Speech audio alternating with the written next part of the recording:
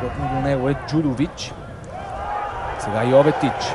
Скоростна атака на Черна гора. Йоветич има възможност да стреля и го прави. И какъв гол за Черна гора! Стеван Йоветич открива резултата в 9-та минута с един феноменален гол. Получи много пространство пред себе си, имаше възможност да напредне около 7-8 метра и да стреля към вратата, пазена от Димитър Иванков. Много труден за спасяване беше този удар. Мисля, че около преди 2 минути казах, че трябва да се внимава в фаза защита за тези контратаки.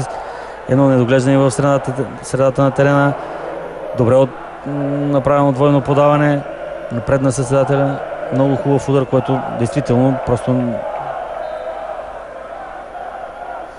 перфектно изпълнение като удар. Но ето тук виждаме, че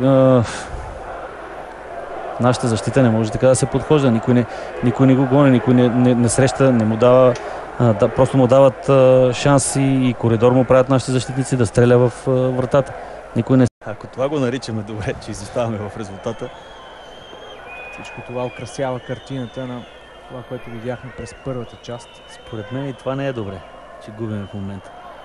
Със сигурност не е добре. Сега имаме възможност за нещо повече и това е гол! Радостин Кишишев бележи първият си гол за националния отбор в един много важен момент. Значи полувремето завърши добре. Полувремето завършва добре, защото Кишишев бележи в последните секунди на първата част. В 87-я си матч най-опитният на терена за български отбор бележи първия си гол с екипа на националния отбор. И то какъв гол!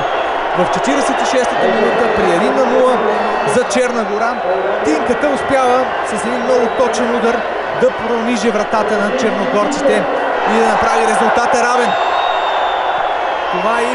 Докато аз бях помощник треньор на този отбор, това, което той правеше в мачовете на ЦСК, няма нищо общо с днешната му игра, но да се върнем на терена, да видим тази ситуация, в която... Възможност за България и това е гол! Телкийски бележи във вратата на Черна гора. Много важен гол на Димитър Телкийски. Какво начало на второто полувреме? Пълен обрат за България. И ето, че резултата вече е 2-1. Това, което говорихме с тебе, че трябва да има корекции, трябва да започне офанзивно нашия отбор през второто полувреме. Желанието, атмосферата вече е друга. Резултата е в наша полза. Да не се окаже това само буря в чаша вода и да се върнем в това темпо, в което изиграхме почти цяло първо полувреме. Много включване на Бербатов, успя да влезе отляво в наказателното поле и да пусне тънък пас, който стигна до Димитър Телкийски. Кишишев бе близо отново до отбелязване на втори негов гол в матча, но пропусна топката.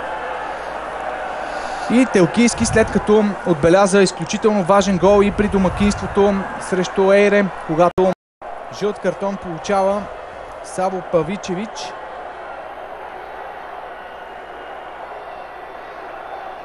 Всъщност нарушението извърши Иван Фатич.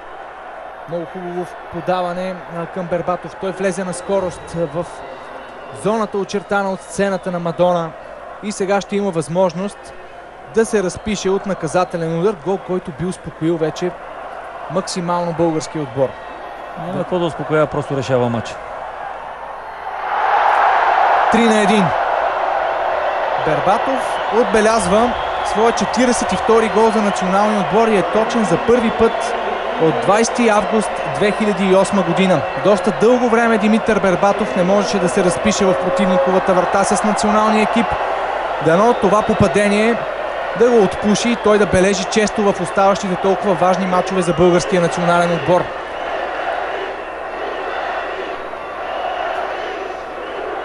Един Бербатов, който беше в този мач според мен на двата полюса. През първото полувреме и през второто, когато показа какво е да си водач на този.